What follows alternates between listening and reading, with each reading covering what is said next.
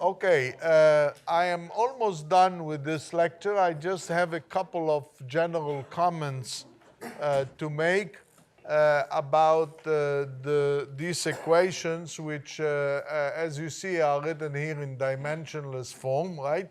And the first one is the coupling functions.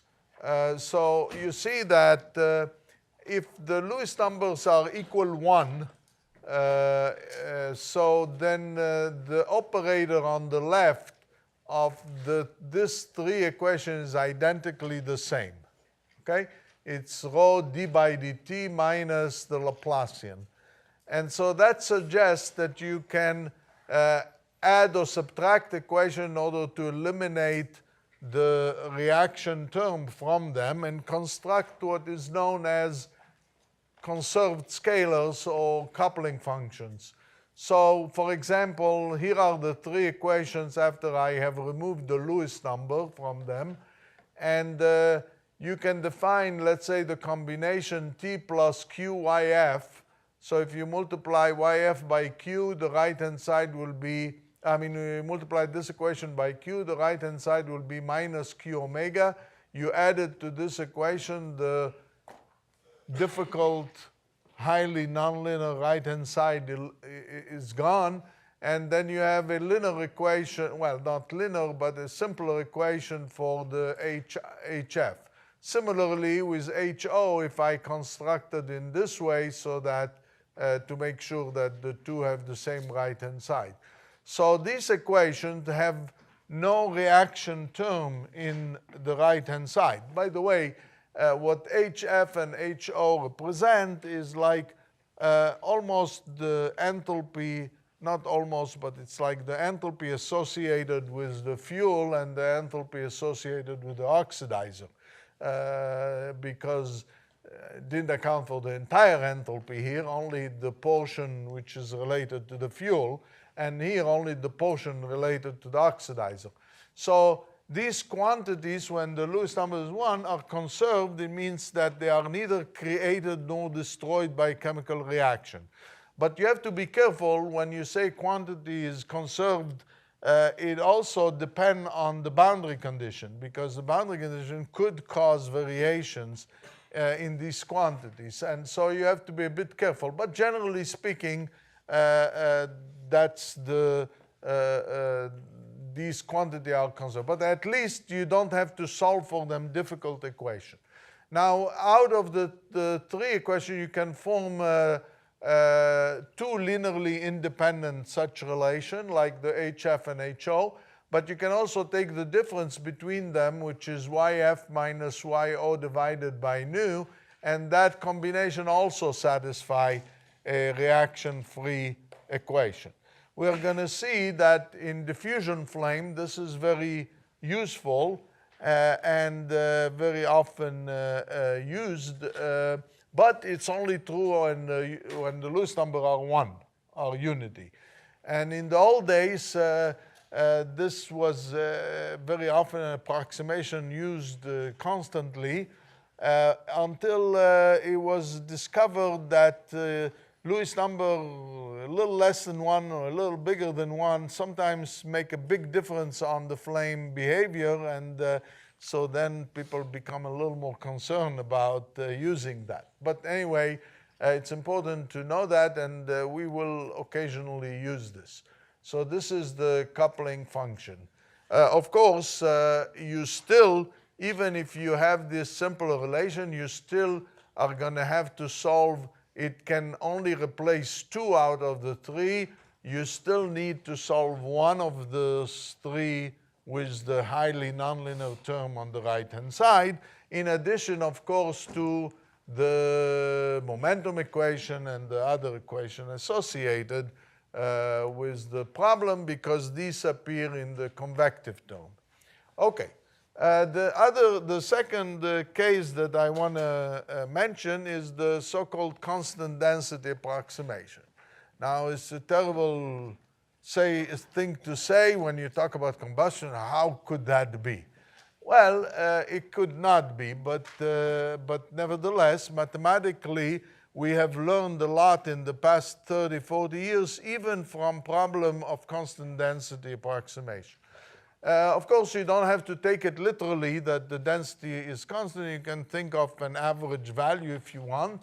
But the main idea is that that decouples the fluid mechanics from the transport equation. Because when rho is taken to be a constant, then the density is the only thing that coupled the fluid mechanics to this equation. And when it's constant, then if you know the velocity field, then all you have to do is solve the box in blue, okay? But be careful. And I have seen papers in the literature that say, okay, here is a velocity field and I'm going to solve this equation. But the V that they have chosen is not even a velocity field. Velocity field must satisfy mass conservation. Otherwise, it's not a velocity field. So it has still to satisfy this equation. Okay. Now, one thing which is very important to remember, if you adopt this approximation for whatever situation, then you have to abandon the equation of state, because clearly they cannot, not compatible.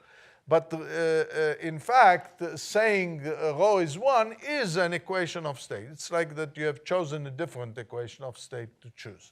Now, I admit that it's not a very convincing approximation, because we're going to see that density variation affects quite a bit flames, and particularly premixed flame, a little less maybe in diffusion flames. But the most famous paper on diffusion flames in the literature, which is quoted back and forth, the Berg-Schumann problem. Berg-Schumann assumed, without saying the words constant density, they assumed a constant density flow.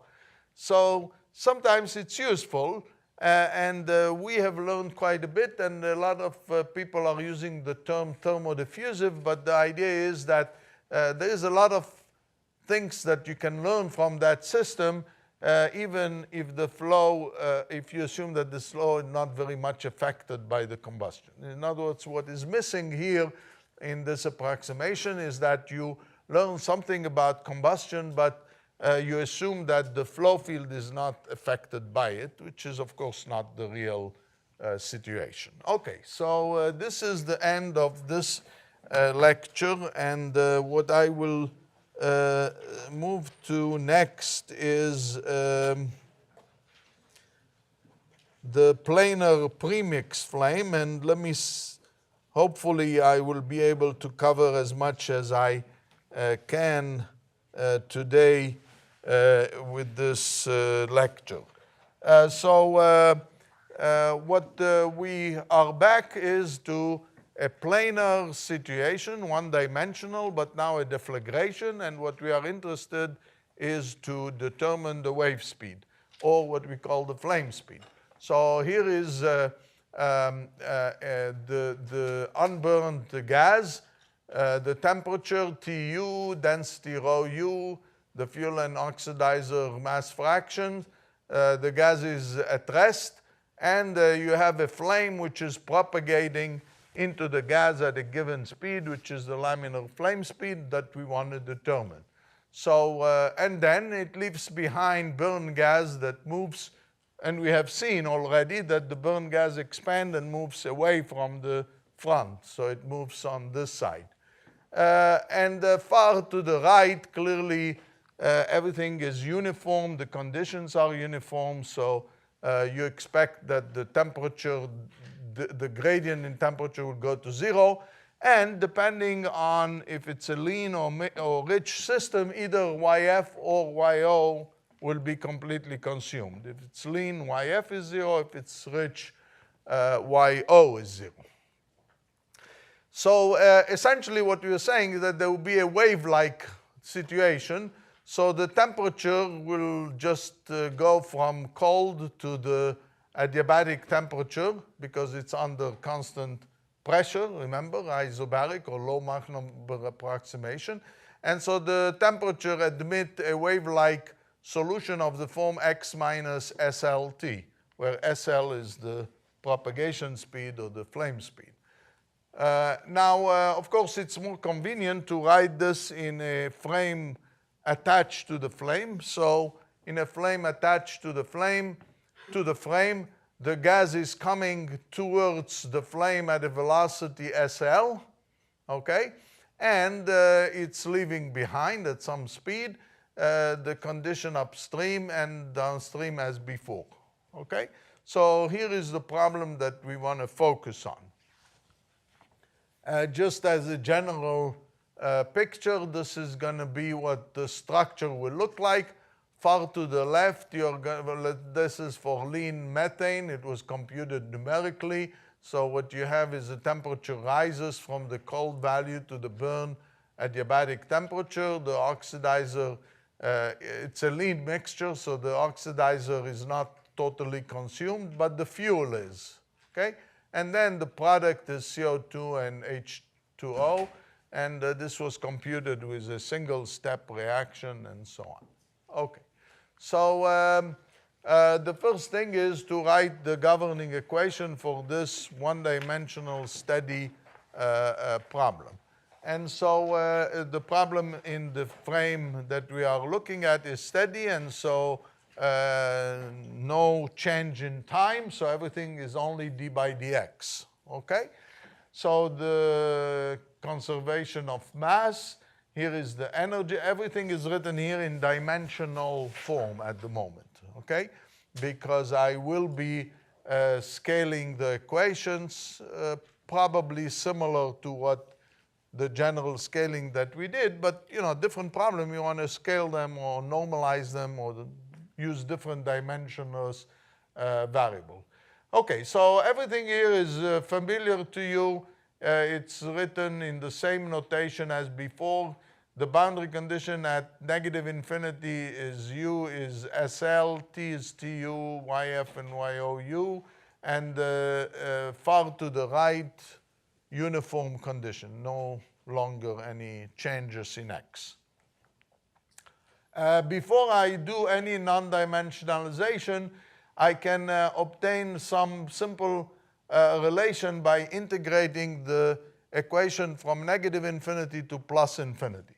So, first of all, the continuity equation or the conservation of mass in a one-dimensional system is that rho u is a constant, and I think I denoted it by m, or I didn't, so I didn't at the moment, rho u. But rho u is a constant, okay? So the two equations are the energy, and I'm focusing on the fuel. I'm talking at the moment at a fuel lean system where at far to the right, YF equal to 0. Okay.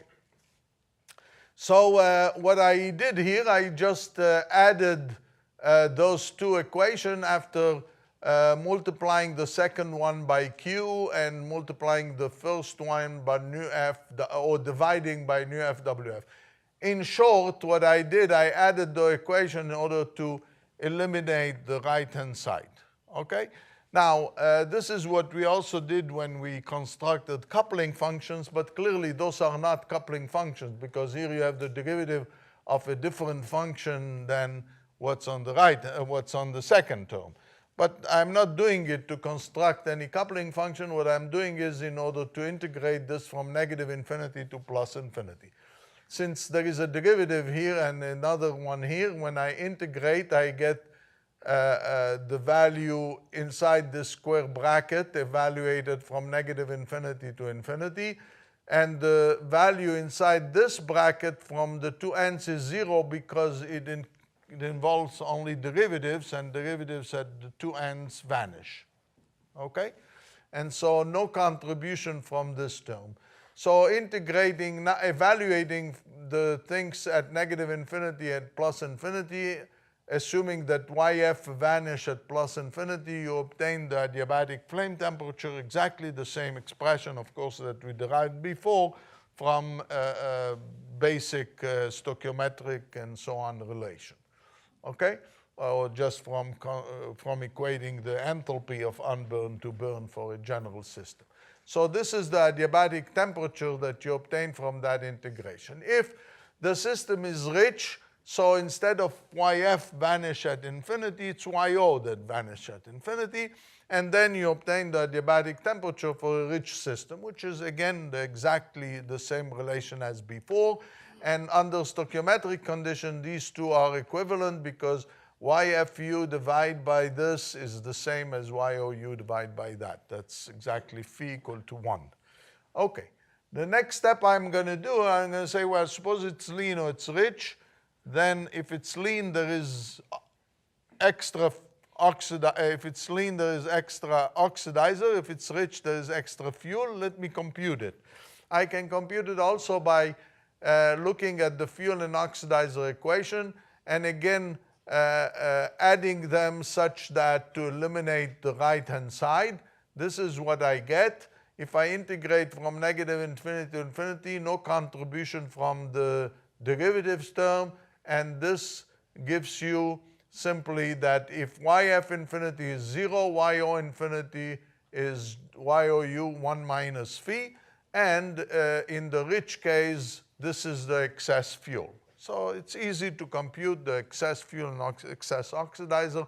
Similar to what you have seen here, there will be excess oxidizer because it was a lean system. Okay? Good. So this you can do in general. So now,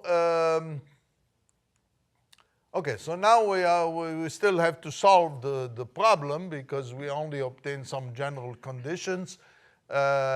So here are the equations and the boundary condition, and people in the 50s or in the 40s have struggled a lot in trying to find solution to that problem, and they recognize that in fact the problem mathematically is ill-posed. And the reason for this is because what is known as the cold boundary difficulty. And you can state it in a very simple way. You see the Arrhenius term, if you are on the burn side at plus infinity, either the fuel or the oxidizer is gone, it's completely consumed, so YF is 0 or YO is 0, and as a consequence, the omega is 0. There is no reaction. But on the left-hand side, where you have some fuel and some oxidizer, this omega is never 0. So the reaction is always active, even at negative infinity. And so one way to argue about it is to say that, well, this equation is not satisfied at negative infinity.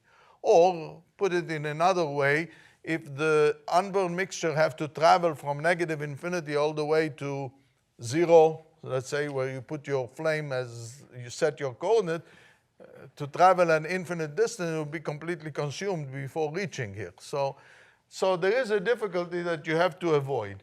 The type of solution that people have resolved, well, there are all kinds of discussion that was done at the time, but clearly people have recognized that if you introduce an ignition temperature at a certain position, not at negative infinity, but at a certain finite position, saying that up to here there is no reaction, omega is 0, and from here on the reaction is active.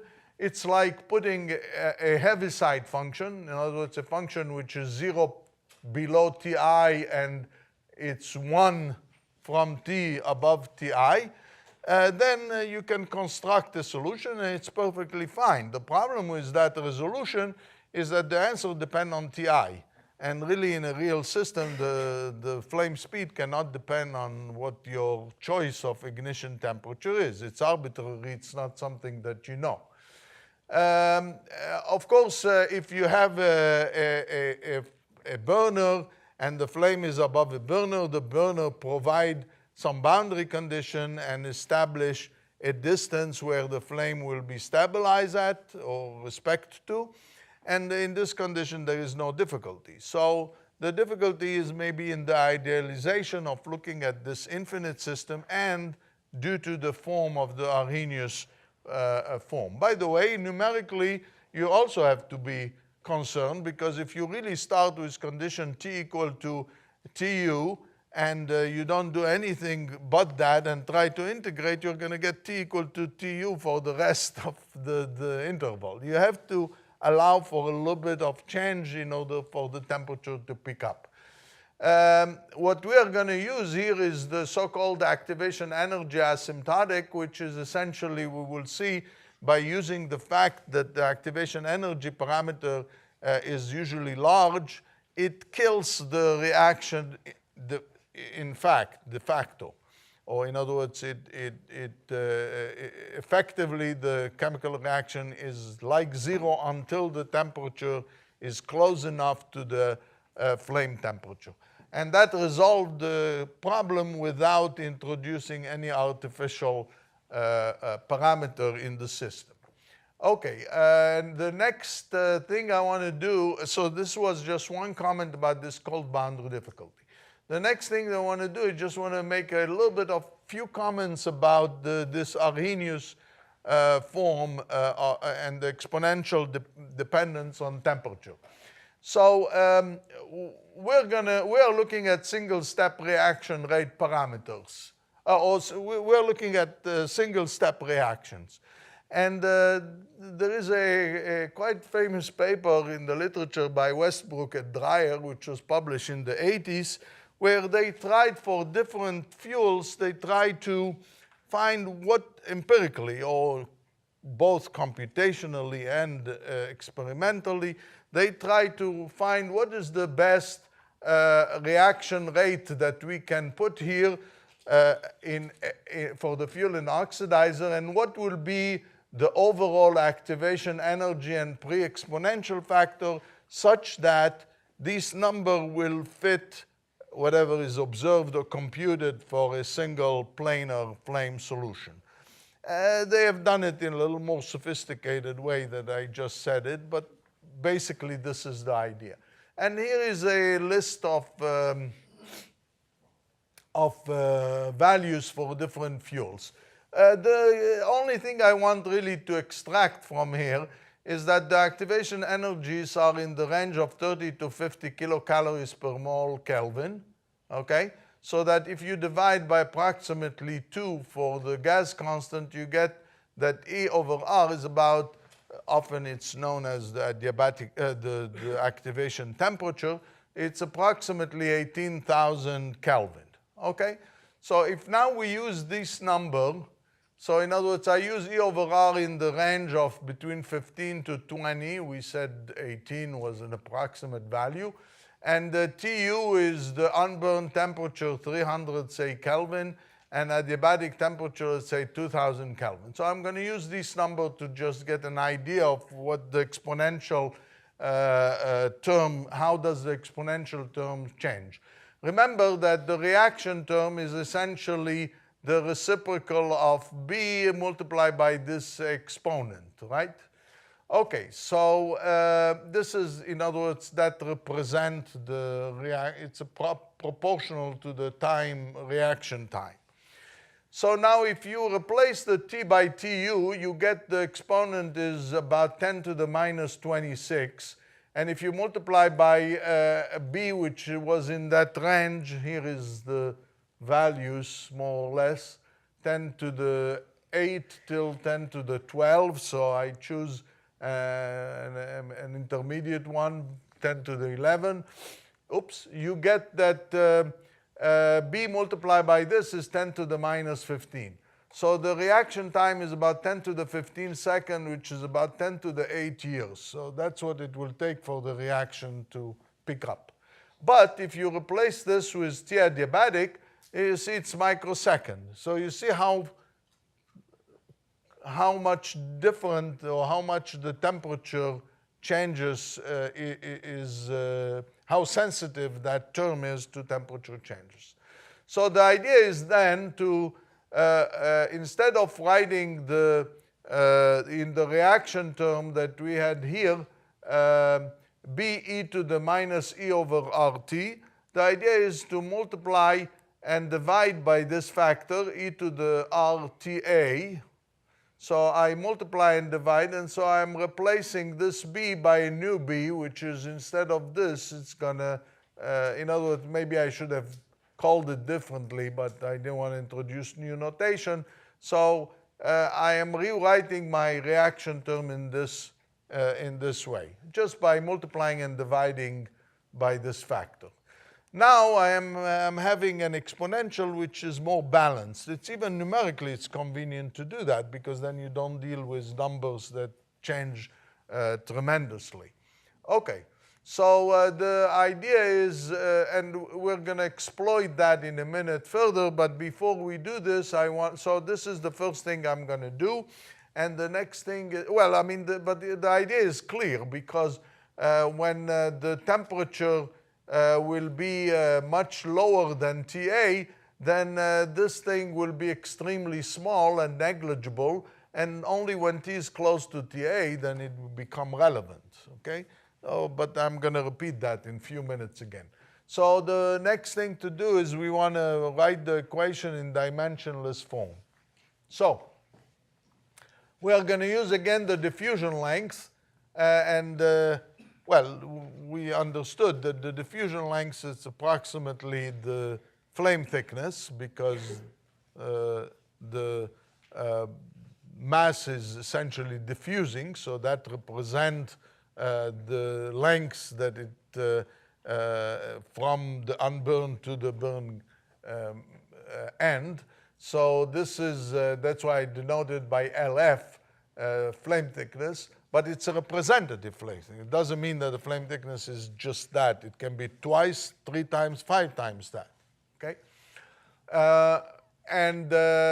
D thermal was defined before. And I'm going to use the unknown laminar flame speed to scale my velocity, okay? But I don't know what that speed. In other words, I'm scaling with an unknown quantity that I need to determine. The temperature is scaled with the unburned temperature. TA without a tilde is the adiabatic temperature in dimensionless form. With tilde is dimensional. Like I told you earlier that I will be using tilde for dimensional quantities. The same thing with rho. So here are the dimensionless equations that we have to solve. Rho u is 1. Right? The mass flux is 1 because we scaled it with the values that SL and rho u, okay? Then the energy equation, Q is the heat release. Here it is. It's a heat release, in fact, per unit mass of fuel consumed, scaled with respect to the enthalpy of the unburned mixture. The fuel equation and the oxidizer equation with the Lewis number of the fuel and oxidizer written here. And then nu is the same as I defined earlier. It's still on the blackboard. And here is the reaction term in dimensionless form where this is the Dam-Kohler number and beta naught is, as before, the activation energy parameter. So, and I left the reaction order as NF, NO, and N in general. The adiabatic temperature, it's either 1 plus QYFU in dimensionless form or 1 plus QYOU over nu, depending if it's lean or rich. This is in it's scaled with respect to TU, right? Okay. The Dam-Kohler number, it's very similar to what we had before, except that now the flame speed, the unknown flame speed appear in that D. And so this D become like an eigenvalue in the problem. It's a number, it's a parameter that need to be determined because that's where the flame speed appear. So here is the form of the flame speed. Okay, now I have also renamed this B tilde to include all these mass, molecular weight, and so on. Very often people say this is the pre-exponential, and they don't worry about them. But you know, this is just to be consistent with my notation. So this is the Dam-Kohler number, and as I said earlier, it contains the unknown flame speed. and it's referred to as the burning rate eigenvalue. Because now in the governing equations that we have, that I wrote here, this d appear in the equation as an unknown that need to be determined as part of the solution. Okay. The next step is to discuss a little bit the idea of activation energy asymptotics. So if I rewrote here the reaction term, you see here is beta naught over TA, beta naught over T. Remember, I introduced that additional exponential in the exponent, and also, since I have to multiply and divide it, also appear in the damn color number, right? So, okay, so here it is. And the only thing I did here, I did a common denominator, TTA. So what you have is beta naught T minus TA, which is in the numerator. Now, when T is less than TA, then this factor is negative, and you have beta naught, which is a large number typically.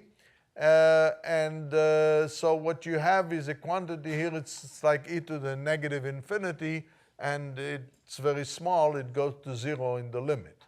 And so when T is less than the temperature TA, this is a very small and negligible term. However, when T is close to TA, but how close? Close like 1 over beta naught, then what you have here is beta naught multiplied by something which is 1 over beta naught. They cancel out, and so the exponential is an order 1 number. And so that's where the reaction occurs, and this is what we would refer to as the reaction zone. So in the limit beta goes to infinity, the reaction zone shrinks to a very thin region, which is the limit. When it's infinite, it's like a sheet, it's like a surface, where all the reaction occur.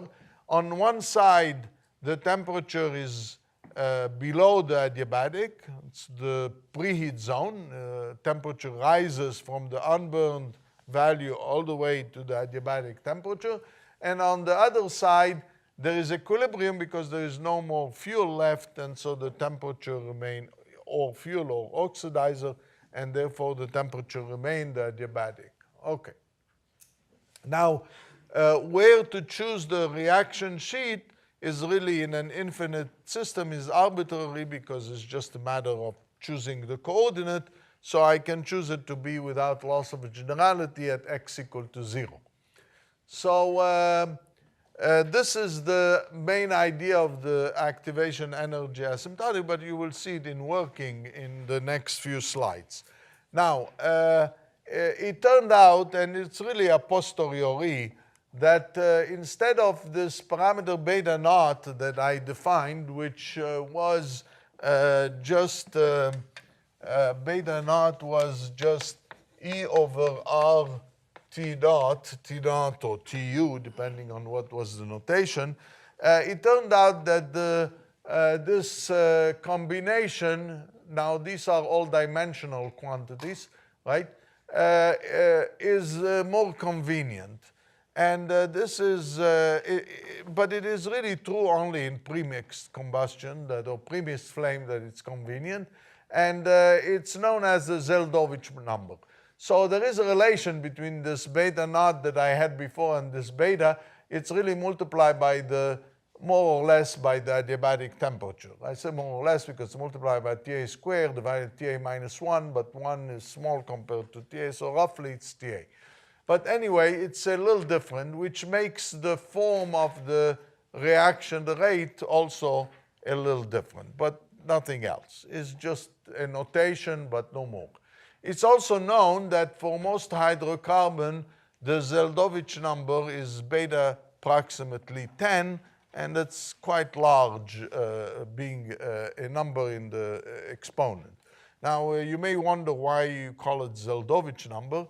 And the reason for this is because in the late 40s, I think, or I think it's approximately that time, Zeldovich came up with the main idea of activation energy asymptotic, but postulated it without really the systematic asymptotic development that turned out to be very good for future research. And so he basically had the right structure and the right form of the answer, and due to that, it's recognized as being the Zeldovich number. So, the key idea of the asymptotic solution is in this picture. So you have a thin reaction zone where all the reaction occur. You see here is the reaction term, the green curve, which is the omega, the reaction rate. It's very small here because the exponential kills it. The temperature is sufficiently low and the exponential kills it. It's zero here because the reactant are all consumed, okay? And on this side, where the temperature is sufficiently lower than the adiabatic temperature, the reaction is very weak and negligible, and so this is the preheat zone where the temperature rises from Tu up to the adiabatic temperature Ta. And so what we have is, here is the length scales associated with the structure. The flame thickness is based on the diffusion length d thermal divided by SL, and the reaction zone is 1 over beta that thickness, okay, which is 1/10 of that. So typically the flame thickness is about a fraction of a millimeter. That's the thickness of the preheat zone, and the reaction zone will therefore be like 1/10 of that. Okay. With this in mind, it means that I can find the solution in the preheat zone by neglecting omega, and then I have to do something in order to find the solution in the reaction zone and to match them. In the terminology of asymptotic, the solution are matched means that they blend into each other. They don't patch, we don't patch them at a point. They blend into each other, and there is a systematic way to do it by looking at the solution, how one limit approach into the other limit approach, okay? And what I want is to illustrate that for you for the simple case of, let's say, a very lean system in which I only retain the fuel, but I will give you the solution or the answer later on for a mixture not only remote from stoichiometry, but also near stoichiometry. So what you have is here the energy equation and the fuel equation, and essentially those are the only two equations that you have to deal with, right? The oxidizer is assumed to be sufficiently large in quantity and is not very much affected in this lean system. Okay. Very often people deal with such system, but it's just here for illustration for simplicity. The Lewis number here, if it's a lean system, then it will be the thermal diffusivity divided by the mass diffusivity of the deficient reactant, which is the fuel. Fuel into the inert, into the abundant species. Okay, so we want to solve this equation. Before actually doing the actual asymptotic, I want to show you that I can extract some relation immediately from this equation, assuming that really the reaction occur in a very thin zone or a sheet, let's say at x equal to 0. So what I did, I just added the two equations to eliminate omega. And of course, I need to multiply the second one by Q. And now I'm integrating across the reaction zone, across that zone where the reaction occurs.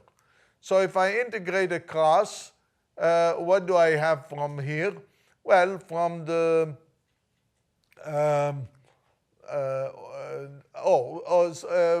before doing this, let me state that I will assume that at the sheet there must be continuity of temperature and mass fraction. In other words, I don't expect that across the reaction zone the temperature is going to jump. It's not a shock or anything like this.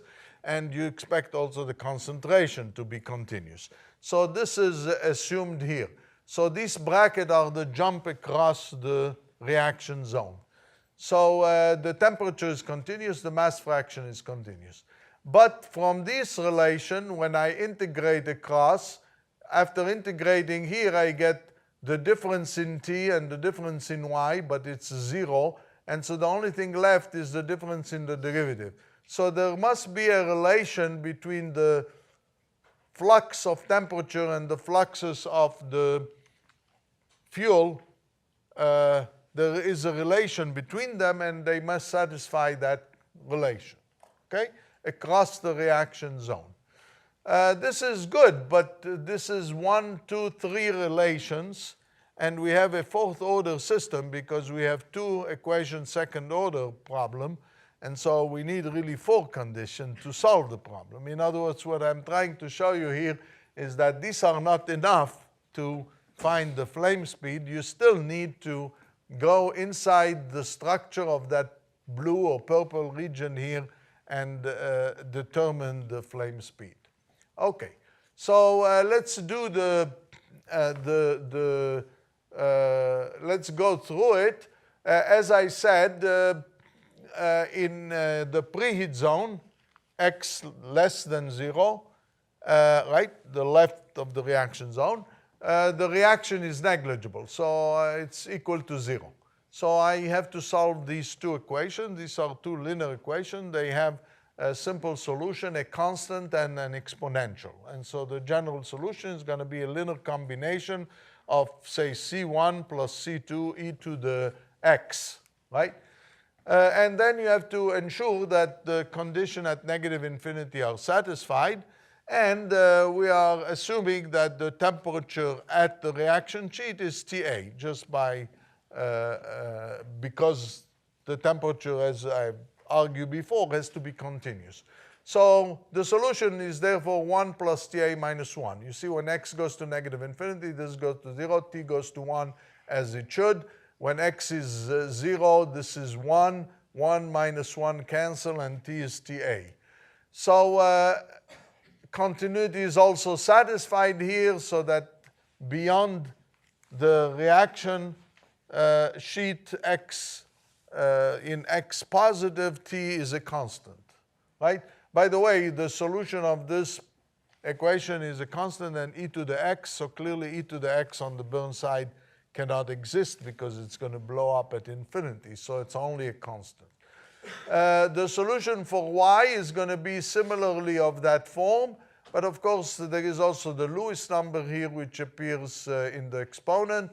When x equal to 0, e to the 0 is 1, 1 minus 1 is 0, y is 0, so it's fine and it's continuous. When x goes to negative infinity, y is yu, which is the value of the mass fraction at negative infinity.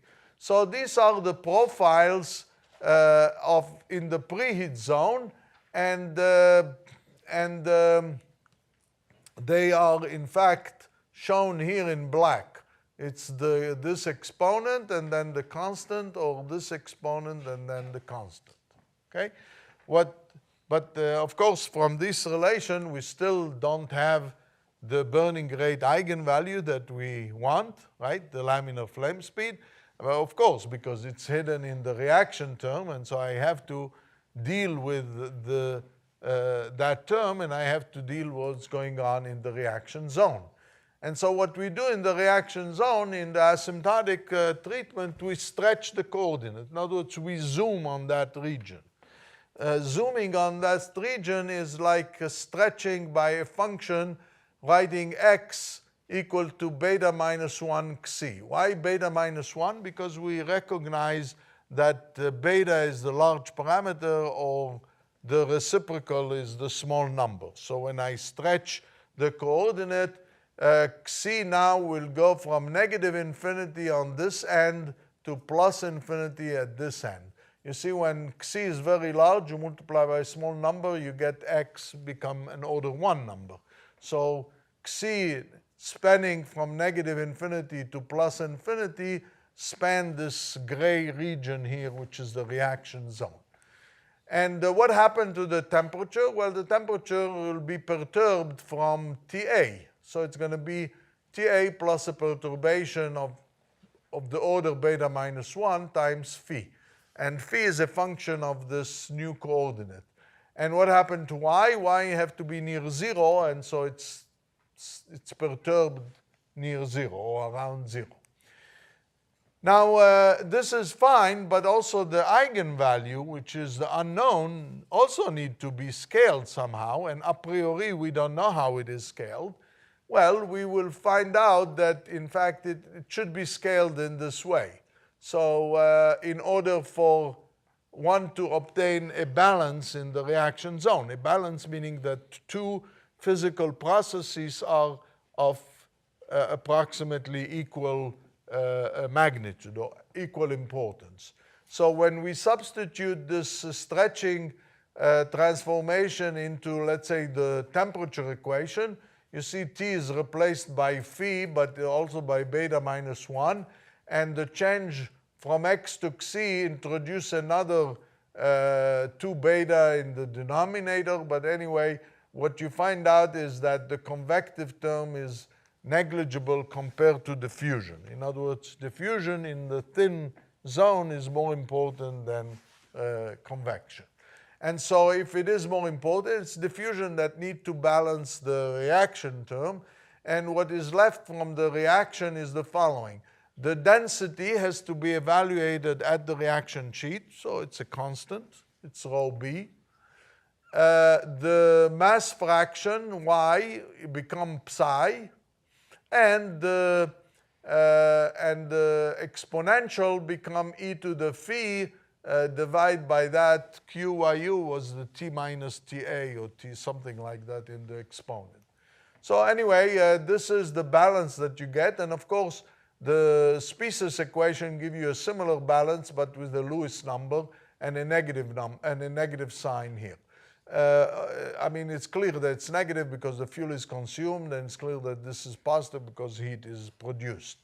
The capital lambda, by the way, is going to be the eigenvalue that we seek, and it's scaled in that way.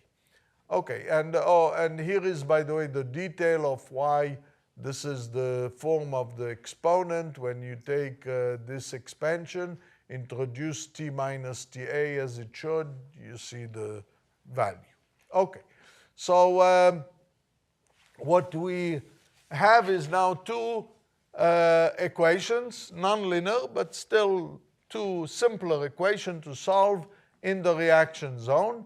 And well, but if we have two equations, we need boundary conditions. What are the boundary conditions? Well, I told you before, the boundary condition in asymptotic treatment is matching condition, or how does the solution in this region blend into the preheat zone solution when xi goes to negative infinity, which is, remember, the end of this gray region, and when the solution in the preheat zone approach this region, which is approaching x equal to 0. So these matching conditions are in fact shown here. When you take this solution and you expand x near x equal to 0, you obtain that it gives you a slope, right, which is the slope of the solution approaching x equal to 0. Similarly with y, it's a negative slope, okay? And these slopes are to have to be exactly the slopes that phi and psi satisfy as you approach negative infinity, or the 0 slope when you approach positive infinity, because on the positive side the solution is a constant with a 0 slope. So now we have two equations, two unknowns, second order, and appropriate boundary conditions. So we can solve them. In general, sometimes in asymptotics you end up with a problem like this and you have to do it numerically. Well, it's fine too. But this is much simpler than the full problem, and that's useful. In this case, we are able to, in fact, integrate the equation once exactly without needing the numerics, and obtaining an approximation or an analytical expression for the flame speed. So let's quickly go through this.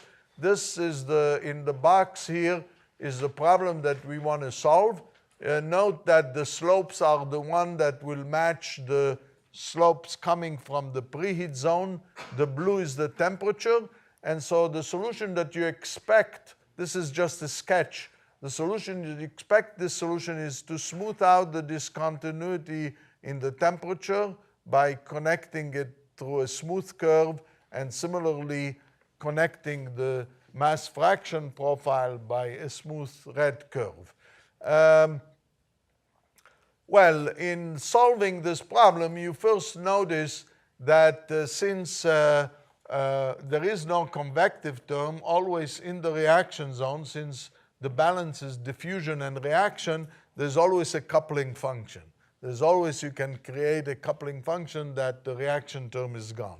So here is the coupling function in this case, is the combination of phi and psi that satisfied that the second derivative is 0. And so when you integrate it, you get, and you satisfy the condition, you find a relation between phi and psi. In other words, there is some kind of similarity between these two profiles when you reflect the one on top of the other, and they are quite similar.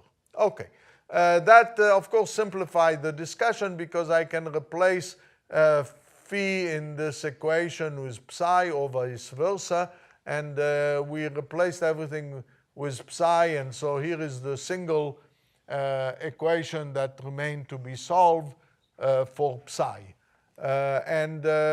Well, we can integrate, despite the fact that it's nonlinear, we can integrate it. This equation must remind you some equation in dynamics. It's like Newton's law. So you have a second derivative and some potential.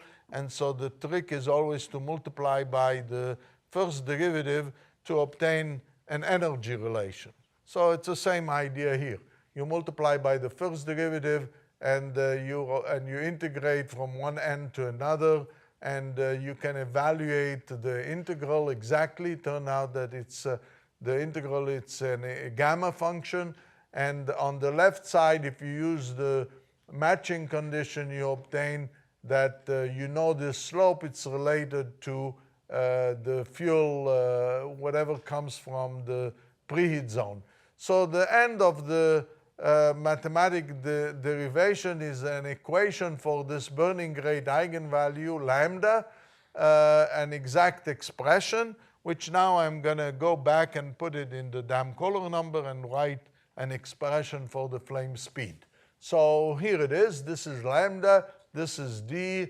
I go back to d, and I write the equation for the flame speed. So what I extracted from here is an exact relation for the laminar flame speed. At the moment, for a single reactant, let's say lean, fuel lean. Later I will add the other effects, but probably tomorrow. I also wrote for completeness the adiabatic flame temperature for this system in dimensional form, and the representative flame thickness also in dimensional form. Let me see where I want to stop. Yeah, let me, just 1 second. Okay, let me just do this one, and then I will stop, okay? So one of our goals was to find the flame speed, right? The wave speed. So we did. That's the expression. And so essentially we have solved the problem. Now, just to make a minor comment, I don't know if I have it on my slide. Let me see. No, I don't. Okay. Those things I will go through tomorrow, but I just wanted to add one word. I said here that I integrate the equation once, right?